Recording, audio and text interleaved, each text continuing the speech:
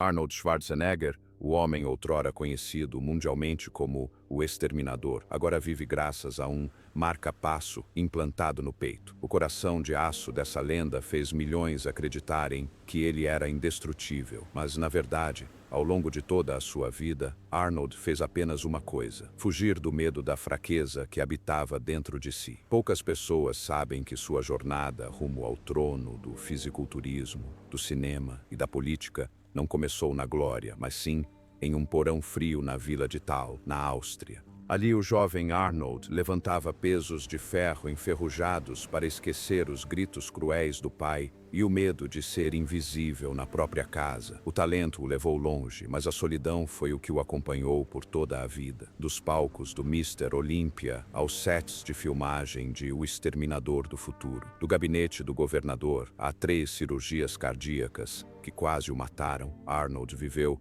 como se estivesse correndo contra a escuridão que o perseguia. Contudo, nenhum músculo pôde salvá-lo da maior queda de todas, um casamento desfeito, um segredo chocante e feridas que só o seu coração podia compreender. Esta história não é apenas sobre fama, mas sobre a jornada de uma lenda de volta à sua humanidade. Do ferro ao arrependimento, dos músculos à compaixão. Porque talvez o que realmente torna Arnold Schwarzenegger grandioso não seja o fato de ele nunca ter caído, mas sim o fato de ter se reerguido de suas próprias feridas. E para entender como um homem pôde ser forte o suficiente para dominar 3 mundos diferentes, e ainda assim frágil o bastante para continuar fugindo do próprio medo, precisamos voltar ao início de tudo. Uma pequena aldeia abandonada pela guerra. Arnold Schwarzenegger nasceu em 1947 em Thal, uma aldeia pobre rodeada pelas colinas frias e cinzentas da Áustria do pós-Segunda Guerra Mundial. A vida ali era tão dura que o inverno parecia infiltrar-se em cada pedaço de madeira da velha casa da família. Sem aquecimento, sem água quente, sem conforto, apenas um silêncio pesado e a disciplina férrea do seu pai, Gustav Schwarzenegger, um chefe de polícia que emergiu dos anos do pós-guerra com uma alma que nunca se recuperou. Naquela casa, Arnold não era o filho predileto. Seu pai, Gustav, era tão rígido que se tornou violento. As surras e os gritos transformaram a infância dos 2 irmãos, Meinhard e Arnold, em um teste diário de medo. Gustav favorecia Meinhard, o irmão mais forte, que se encaixava nos padrões que ele impunha, enquanto Arnold era visto como estranho, porque preferia sonhar, desenhar e contemplar pôsteres de fisiculturismo em vez de jogar futebol. Esse favoritismo criou uma distância fria que o jovem Arnold teve que preencher sozinho. Anos mais tarde, ele escreveu em suas memórias que seu pai não acreditava que ele se tornaria alguém na vida. E foi isso que plantou nele uma necessidade feroz de provar o contrário. Enquanto outras crianças corriam pelos campos, Arnold frequentemente descia ao porão da casa, onde a única luz entrava por uma estreita fresta na porta e iluminava o piso de concreto áspero. Lá, ele treinava com pesos improvisados feitos de sucata de metal. Cada levantamento queimava suas mãos. O frio cortava sua pele, mas a sensação do ferro pesado puxando para baixo trazia algo mais familiar do que calor. A sensação de que ele estava forjando uma rota de fuga para si mesmo. A guerra havia terminado, mas sua sombra ainda pairava sobre todos os lares austríacos. Para Arnold, essa sombra obscureceu sua infância, forçando-o a amadurecer cedo demais. O porão e o clangor do metal tornaram-se o único lugar onde ele podia deixar o medo de lado e se testar em um mundo maior. Um mundo que ele acreditava estar à sua espera em algum lugar além das colinas de Thal. Aos 15 anos, no exato momento em que pensou que ficaria preso para sempre entre o frio de Thal e a pesada sombra do pai, Arnold encontrou algo que mudaria todo o seu destino. Uma fotografia de Red Park, um homem que parecia ter saído da mitologia, 3 vezes Mr. Universo e ator que interpretou Hércules no cinema. Não eram apenas os músculos ou a aparência divina, era a sensação de estar vendo um mapa, uma rota pronta para sair de sua vida, entregue exatamente no momento certo. Musculação, América, cinema, glória. Aquela foto se tornou sua bússola, seu plano secreto que o guiou para fora de uma aldeia onde ninguém acreditava que ele se tornaria algo grandioso. Arnold não treinava para construir músculos. Ele treinava para não ser engolido pela mediocridade. Cada sessão era uma rebelião silenciosa contra um destino traçado pela pobreza, pela disciplina violenta e pelo favoritismo em casa. Por isso, enquanto seus colegas aprendiam a se adaptar ao mundo, Arnold tentava escapar dele. A história dele pedalando por 3 horas de Tal até Graz, só para treinar por algumas horas, não é um mito. É a verdade de um garoto que acreditava ter apenas 2 opções: sair dali a pé ou enterrar seu sonho naquele porão para sempre. Muitas vezes ele voltava para casa com as pernas dormentes e o peito ardendo de frio. Mas a única coisa em sua mente era a imagem do Reg Park sob os holofotes. Em Graz, Arnold entrou em uma academia de verdade pela primeira vez, sentindo o cheiro de ferro, suor e pesos caindo no concreto nu. Mas o mais importante era o sentimento de pertencimento. Ali ele não era mais o garoto estranho, não era mais o filho que tinha que abaixar a cabeça para não apanhar. Ali ele era visto, incentivado, desafiado. Seu corpo mudava a cada dia, mas mais importante ainda, sua mente mudava junto. Cada repetição, cada série, cada treino era uma promessa a si mesmo de que sua vida não terminaria na fronteira de Tal. Foi também ali que Arnold começou a visualizar seu futuro com clareza, não com os sonhos vagos da juventude, mas com uma certeza que beirava a obsessão. Ele aprendeu a estudar os atletas mais fortes, analisar cada movimento, questionar-se sobre o que precisava fazer para superá-los. Em sua mente, o caminho de Graz a Munique, de Munique à América, da academia ao set de filmagem, começou a se revelar como uma cadeia de passos inevitáveis. Alguns treinavam para serem fortes, outros para terem boa aparência, mas Arnold treinava para reescrever seu destino. E foi durante esses anos, quando seus músculos ainda estavam longe de serem definidos, quando os gritos de seu pai ainda ecoavam atrás dele, quando a escuridão da infância ainda o perseguia, que Arnold silenciosamente deu o primeiro passo rumo a uma jornada que o mundo mais tarde chamaria de lendária. Uma jornada escrita no vermelho vivo das fibras musculares dilaceradas, no suor que escorria pelas longas subidas e na crença inabalável de um garoto que se recusava a aceitar o fim que a vida tentava lhe reservar. Mas a ambição de Arnold nunca deveria ter parado nas pistas de Graz. Músculos podiam ser construídos em uma academia, mas seus sonhos precisavam de um espaço maior para crescer. Em 1968, com apenas 21 anos, Arnold deixou a Europa com uma mala pequena, algumas dezenas de dólares e um vocabulário em inglês que mal lhe permitia entender meia frase. O voo para a América não foi apenas uma viagem, foi um salto para o vazio. Sem parentes, sem rede de segurança, sem garantia além da crença insana de que ele havia nascido para algo maior. A vida em Los Angeles não tinha nada a ver com o sonho americano que Arnold um dia imaginara. Durante o dia, trabalhava na construção civil, carregando tijolos sob o sol escaldante, com as mãos calejadas pelo cimento seco. À noite, retornava a um quarto apertado, onde dormia com outros 5 jovens, todos perseguindo sonhos que a cidade quase nunca oferecia de graça. Suas refeições frequentemente consistiam em pão seco ou a comida enlatada mais barata. Contudo, em sua mente, o sonho ardia intensamente, como se a pobreza fosse apenas mais um teste na dura prova que a vida lhe reservara. Arnold sempre acreditou que, se sobrevivesse à infância em Tal, nenhuma cidade jamais o destruiria. Então o destino apareceu na forma de um homem. Joe Weider, o padrinho do fisiculturismo, um visionário que conseguia enxergar para onde o esporte estava caminhando, olhou para Arnold e viu não apenas músculos, mas visão, instinto de estrela, uma energia poderosa, o suficiente para moldar uma geração. Conhecer Weider foi como encontrar a primeira pessoa que acreditou nele completamente. Weider o levou às melhores academias, ensinou-o a definir metas como um campeão e, mais importante, ensinou-o a transformar sua história de vida em um símbolo.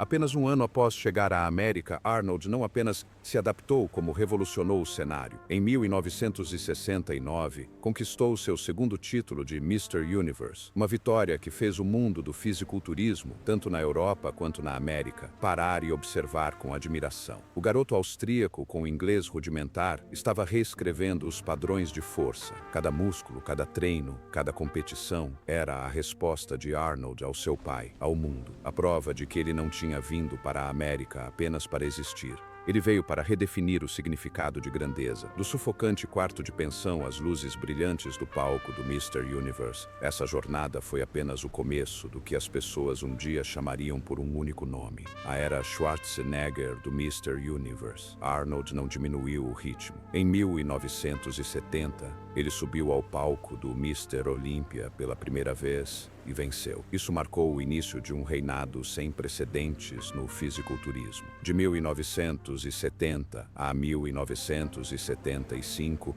ele conquistou 6 títulos consecutivos, cada aparição maior, mais forte e mais confiante que a anterior. Mas cada troféu trazia uma nova pressão. Arnold teve que viver como um ícone antes mesmo de ter tempo para viver como um jovem de 20 e poucos anos. Em 1975, após seu 6º campeonato, registrado no documentário Pumping Iron, Arnold anunciou sua primeira aposentadoria. Para muitos foi o auge. Para Arnold, foi apenas a porta de entrada para outro sonho. No final da década de 1970, ele começou a trilhar seu caminho em Hollywood. Mas as portas estavam longe de estar abertas. Os produtores zombavam dele. Seu sotaque era muito carregado, seu nome muito comprido, seu corpo muito grande para interpretar uma pessoa normal. Arnold não discutiu. Em vez disso, ficava em frente ao espelho noite após noite, praticando cada expressão, cada respiração, cada fala difícil. Estudou inglês, até que os músculos do seu rosto doeram de tanto forçar a nova pronúncia. De um campo de batalha de músculos, ele passou para um campo de batalha de nuances e se recusou a perder. Esses esforços deram frutos em 1976, quando ele conseguiu um papel coadjuvante em Stay Hungry. O filme lhe rendeu um Globo de Ouro de melhor ator revelação, provando que as risadas iniciais de Hollywood não podiam definir o destino de ninguém. Mas o verdadeiro ponto de virada veio em 1977 com Pumping Iron, o documentário que expôs o mundo do fisiculturismo como nunca antes visto. No filme, Arnold não era apenas um atleta. Ele era um personagem, um ícone, alguém que fez o mundo perceber que o fisiculturismo envolvia psicologia, estratégia, arte e ambição. O treino de musculação o transformou em um fenômeno cultural. Foi a primeira vez na história que um fisiculturista se tornou uma estrela do mainstream. Em 1980, quando todos pensavam que ele havia se aposentado das competições para sempre, Arnold retornou ao Mr. Olympia em segredo, competindo em meio ao caos e vencendo em meio à controvérsia. Essa 7ª vitória, analisada e criticada, encerrou o capítulo do fisiculturismo de forma definitiva. Arnold Schwarzenegger, o homem que venceu não apenas com músculos, mas com uma mente de aço. Mas quanto mais alto ele subia, mais rarefeito o ar ao seu redor se tornava. A fama fazia todos pensarem que ele era invencível, mas ele mesmo sabia a verdade. Estar sozinho no topo significava que quanto mais alto se sobe, mais frio o vento fica. Esse frio não vinha dos fãs, mas da solidão de alguém forçado a manter um padrão impossivelmente alto, estabelecido pelo seu próprio sucesso. Depois de encerrar sua carreira no fisiculturismo, em 1980, Arnold embarcou em uma conquista completamente diferente. Não mais as luzes da academia, mas as luzes do set de filmagem, onde os músculos não eram apenas força, mas também material para contar histórias. Quando Conan, o Bárbaro, estreou em 1982, o mundo viu um personagem selvagem e profundo, e apenas uma pessoa poderia dar vida a esse guerreiro. Conan foi a primeira porta, abrindo um longo corredor que levava a Hollywood. Provou que o corpo de Arnold não servia apenas para levantar pesos. Era uma linguagem cinematográfica. Mas a verdadeira explosão aconteceu em 1984. O exterminador do futuro o transformou em um ícone global. Ninguém esperava que um papel com poucas falas, presença fria e expressão quase inexpressiva se tornasse lendário. Ironicamente, a frase "Eu voltarei" era apenas uma simples palavra no roteiro, mas quando Arnold a pronunciou, tornou-se um decreto do destino. Na tela, era a fala de uma máquina de matar, mas na vida refletia a única verdade que Arnold vivia desde a infância. Não importava quantas vezes caísse, ele sempre voltava mais forte, mais determinado, como se a vida fosse uma série interminável de missões. A partir desse sucesso, os anos de 1985 a 1994 abriram um capítulo inédito. Hollywood testemunhou o surgimento de um astro de ação que não apenas dominou as bilheterias, mas redefiniu todo o gênero. Comando para Matar, 1985, foi tão visceral quanto uma explosão. Predador, 1987, o lançou em uma caçada primal entre o homem e o invisível. O Vingador do Futuro, 1990, explorou a realidade e a ilusão, forçando Arnold a transmitir não apenas força, mas também uma confusão interior. E Um Tira no Jardim de Infância, 1990, revelou a surpreendente ternura dentro de um gigante que parecia ter sido feito apenas para empunhar armas. Tudo isso pavimentou o caminho para o terremoto, que foi True Lies, em 1994, quando Arnold era um espião, um marido, engraçado e perigoso ao mesmo tempo, uma combinação que ninguém antes dele havia conseguido executar com tanta convicção. Naqueles anos, ele não era apenas o maior astro de ação do mundo, ele se tornou o padrão, um novo ápice para todos os atores musculosos que vieram depois. Essa era de ouro foi consolidada em 1991 com O Exterminador do Futuro 2, O Julgamento Final. O filme não apenas revolucionou os efeitos visuais, ganhou 4 Oscars e arrecadou mais de 520 milhões de dólares. Isso levou Arnold a um reino simbólico mais complexo, o herói de ação emotivo. Uma máquina aprendendo a ser pai, aprendendo o sacrifício, aprendendo a compreender a humanidade. Por trás daquela aparência de aço, havia o tênue reflexo do próprio Arnold, um homem que passou a vida inteira buscando um modelo a seguir, algo que nunca teve na infância. Em 1993, quando Arnold colocou a mão em sua estrela na calçada da fama de Hollywood, não foi apenas uma honra. Foi a prova de que o garoto que Hollywood um dia ridicularizou havia reescrito as regras através de pura teimosia e disciplina. Mas toda glória tem seu ciclo. De 1996 a 1997, filmes como Eraser e Batman e Robin como Senhor Frio revelaram uma verdade inescapável. A era de ouro de Arnold estava chegando ao fim. O gosto do público estava mudando. Hollywood começava a preferir profundidade à violência, psicologia à força bruta. Os fracassos de bilheteria não prejudicaram apenas financeiramente. Eles abalaram a sensação de invencibilidade que Arnold sempre usou para se manter firme. E em meio aos pôsteres deslumbrantes e às estreias no tapete vermelho, Arnold começou a ouvir um som diferente. O aviso do tempo. Nenhum bobo conseguiria resistir a ele. Nenhum diretor conseguiria lhe dar uma segunda juventude. As dores vagas no peito, a herança de uma cardiopatia congênita, se insinuavam em sua vida como um lembrete. Até mesmo o corpo que um dia conquistou o mundo, um dia trairia o homem que o possuía. Conforme sua carreira cinematográfica começou a desacelerar, Arnold surpreendeu os Estados Unidos com uma reviravolta que ninguém poderia ter previsto. Em 2003, durante a eleição especial de revogação de mandato na Califórnia, ele, astro de filmes de ação, imigrante e ícone da cultura pop, entrou na política como se estivesse travando uma nova batalha e venceu. A vitória soou como um paradoxo. Hollywood sempre viu a política como um mundo distante. No entanto, foi uma estrela de Hollywood que se tornou o líder do estado mais populoso dos Estados Unidos. De 2003 a 2011, 2 mandatos como governador transformaram Arnold em uma versão completamente diferente de si mesmo. A ação aqui não veio de armas ou explosões, mas de políticas ambientais pioneiras, esforços para equilibrar o orçamento durante uma recessão e a capacidade de transitar entre as divisões partidárias à medida que os Estados Unidos se tornavam cada vez mais polarizados. O governador, um apelido meio jocoso, meio reverente, era a prova de que ele havia transformado um papel de filme em uma identidade política genuína. Mas nos bastidores do gabinete do governador, Arnold percebeu algo que os filmes nunca lhe ensinaram. Na política não existem vilões claros, apenas compromissos, paciência e sacrifícios que ninguém vê. Nem todas as suas decisões o tornaram amado, mas a maioria deixou uma marca indelével na Califórnia. À medida que sua carreira política amadurecia, o corpo de Arnold começou a contar uma história diferente, uma que ele não conseguia mais controlar com força de vontade ou músculos. Os primeiros sinais apareceram muito antes. Em 1997,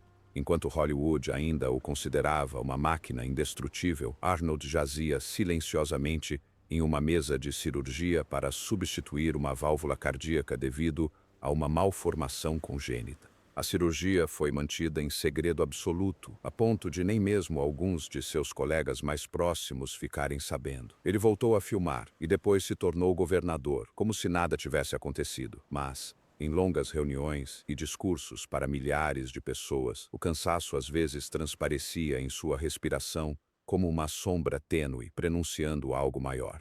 Em 2018, aquela sombra tornou-se realidade. Um procedimento que se esperava ser simples transformou-se repentinamente numa cirurgia cardíaca de emergência. Arnold acordou com o som das máquinas. Já não era o homem que outrora levantava centenas de quilos de ferro no ginásio, mas sim um paciente a reaprender a respirar normalmente. 2 anos depois, em 2020, deitou-se novamente sob luzes cirúrgicas. 3 cirurgias cardíacas numa vida. Cada uma delas um lembrete brutal de que até o corpo que outrora conquistou o mundo tinha os seus limites. E após cada despertar da anestesia, a mesma pergunta silenciosa retornava. O corpo que ele construíra desde a adolescência ainda lhe seria útil? A resposta mais clara veio em 2024. Os médicos concluíram que seu coração não era mais estável o suficiente. Precisava de um dispositivo para ajudar a manter o ritmo. Para qualquer pessoa, essa seria uma notícia devastadora. Mas para Arnold, o homem que um dia interpretou um destruidor meio humano, meio máquina, foi um paradoxo que pareceu fechar um ciclo de sua vida. De uma imagem na tela para um dispositivo real dentro do peito, tudo de repente se tornou muito real. Quando falou sobre isso em seu podcast pessoal, ele não parecia zangado ou derrotado, apenas estranhamente calmo, como se tivesse vislumbrado uma verdade que décadas de busca pela glória nunca lhe permitiram enxergar. Que no fim das contas, as pessoas não vivem pela força, mas pela fragilidade que se permitem aceitar. E, ironicamente, no momento em que seu corpo estava mais frágil, Arnold se sentia mais vivo, como se cada batida do coração, sustentada por seus aparelhos, estivesse resgatando algo que ele havia perdido ao longo dos anos. A sensação de ser um ser humano, não um ícone que precisa ser invencível. As cicatrizes no peito de Arnold mal haviam cicatrizado quando outro capítulo de sua vida se abriu. Mais suave, porém mais frágil do que qualquer batalha que ele já havia travado. O amor. E em meio à turbulência da política e da saúde, sua história com Maria Shriver permaneceu tanto sua maior âncora emocional quanto o silêncio mais doloroso em uma vida que parecia repleta apenas de triunfos. Eles se conheceram em 1977, em um evento beneficente. 2 mundos que pareciam destinados a nunca se cruzar. Maria, uma jornalista perspicaz, nascida na prestigiada família Kennedy, onde política e intelecto eram valores absorvidos desde o nascimento. Arnold, o jovem musculoso da aldeia de Thal, exalava o cheiro da academia e a ambição ardente de um imigrante que jamais se esqueceu de suas origens. Suas diferenças não eram uma barreira, mas uma força gravitacional. Maria via em Arnold uma determinação que ninguém poderia ensinar. Arnold via nela uma luz guia que desejava alcançar. O amor deles nasceu justamente dessas diferenças. Casaram-se em 1986 em Hyannis, rodeados pela brisa do mar e pela presença do clã Kennedy. O casamento rapidamente se tornou simbólico, uma fusão de poder intelectual e força de vontade inabalável. Tiveram 4 filhos, 4 pequenos mundos que carregavam o legado de ambos. Catherine, quieta e ponderada. Christina, atraída pelas artes. Patrick, enérgico como a juventude de Hollywood. E Christopher, o mais reservado, mas também o mais protegido. Para Arnold, a paternidade foi um caminho para recuperar a ternura que lhe faltou na infância. Mas as diferenças que antes os uniam, aos poucos os afastaram. Maria valorizava a escuta, a estabilidade familiar e a profundidade espiritual. Arnold, moldado por um passado que o obrigava a provar constantemente seu valor, sempre olhava para o mundo exterior, sempre ambicioso, sempre em busca do próximo desafio. Quando Arnold entrou para a política em 2003, Maria teve que deixar seu amado emprego na NBC. Essa decisão deixou uma cicatriz silenciosa em seu coração, mesmo tendo estado ao lado dele em todas as campanhas, em todos os debates, em todas as noites exaustivas no gabinete do governador. Mais tarde, Arnold admitiu que, durante esse período, deixou a ambição ofuscar a atenção que devia à mulher que o apoiara em todas as suas dificuldades iniciais. Em 2011, a maior tempestade de sua vida o atingiu. Não veio da arena política com seus debates acalorados,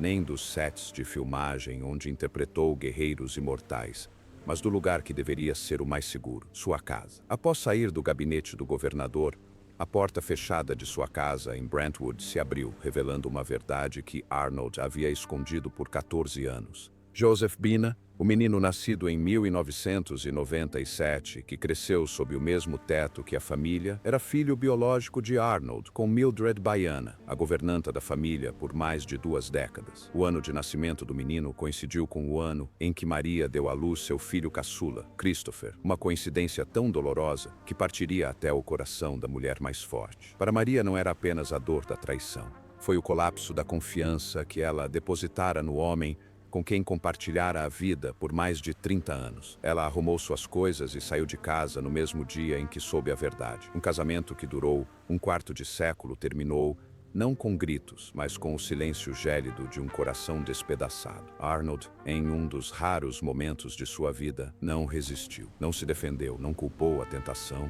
ou as circunstâncias. Ele encarou a verdade como quem encara um espelho inescapável. Ele assumiu total responsabilidade e iniciou uma jornada silenciosa de expiação, continuando a sustentar e cuidar de seus 4 filhos, ajudando Maria sempre que ela precisava de algo.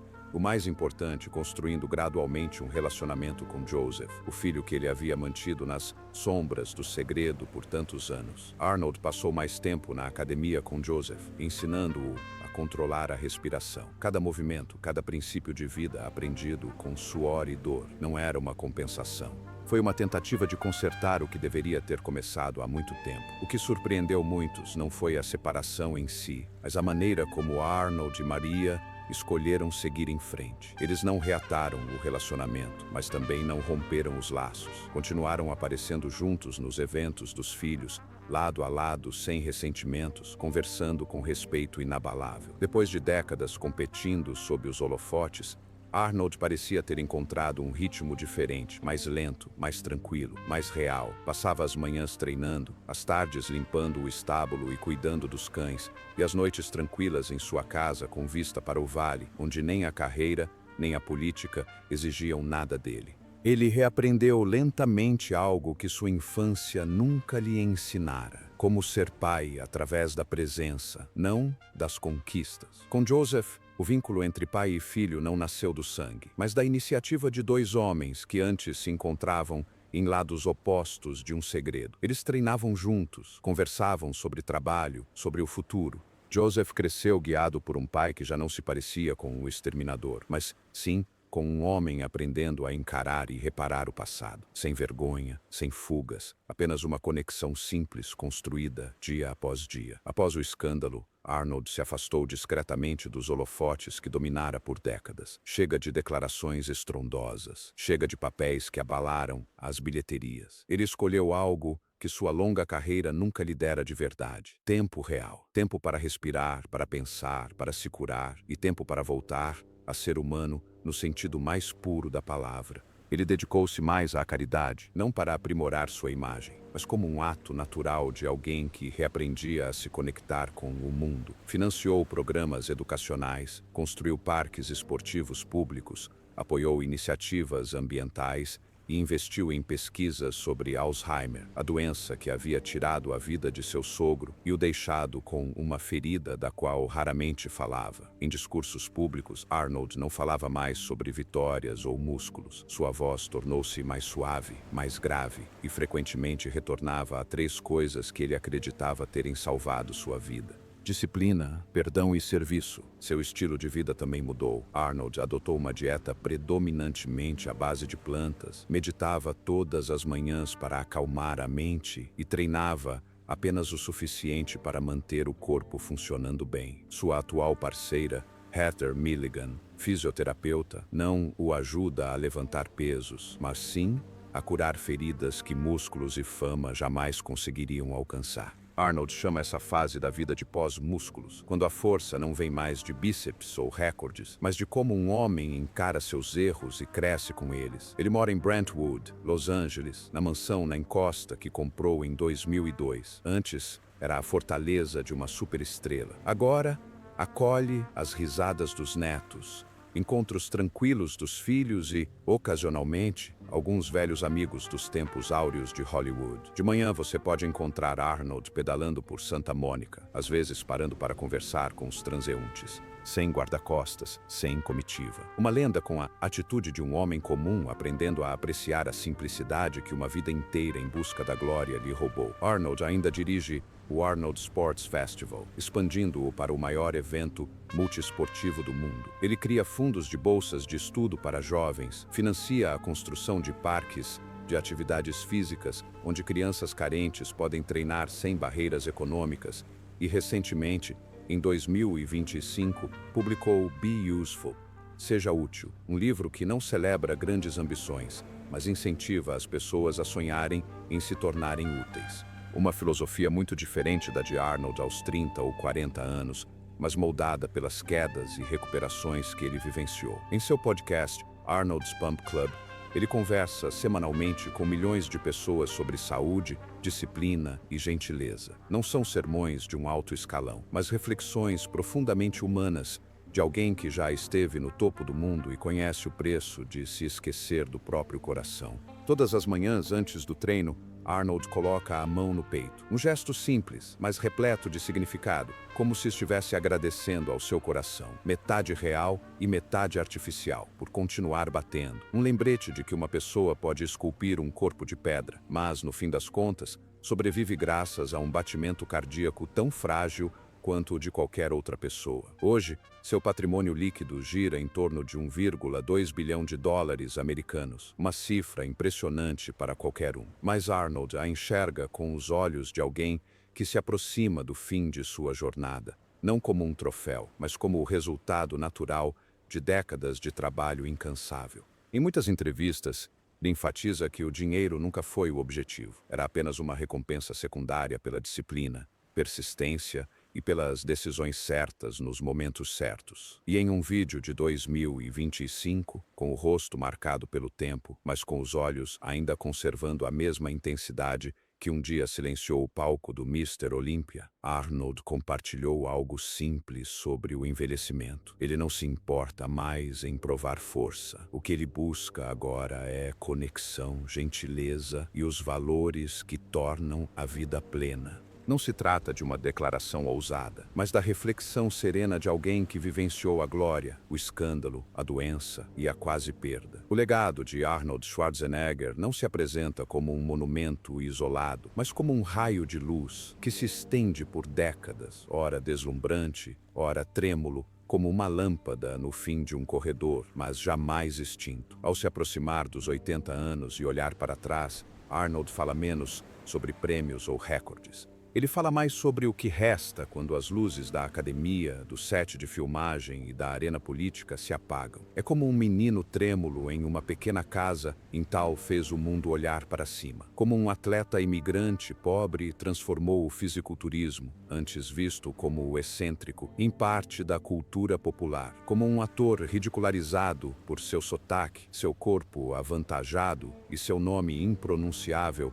se tornou o modelo para toda uma era do cinema. E como um político sem experiência prévia em cargos públicos, conseguiu entrar na enorme máquina do governo da Califórnia e deixar sua marca por meio de reformas ambientais e educacionais. Mas, se fosse só isso, seu legado se assemelharia a todas as outras lendas. Glorioso, porém distante. O que torna a história de Arnold diferente é a parte que sobrou. A parte que poucos veem. A parte que ele pacientemente costurou de volta depois de tê-la quebrado ele mesmo. As rachaduras deixadas pelo escândalo. Os momentos na mesa de cirurgia. As noites tranquilas em uma casa grande onde um batimento cardíaco artificial substituía um corpo cansado. São esses elementos que dão alma ao legado. Não porque seja perfeito, mas porque é honesto. Hoje, quando Arnold pedala por Santa Mônica ou se senta em seu quintal para contemplar o pôr do sol, ele não parece mais alguém competindo contra o mundo. Ele parece um homem que finalmente aprendeu a desacelerar e a se ouvir. Os programas de condicionamento físico comunitário, as bolsas de estudo e os projetos ambientais que ele constrói discretamente não visam a afirmar poder como antigamente. O objetivo é deixar o mundo um pouco melhor do que quando ele chegou.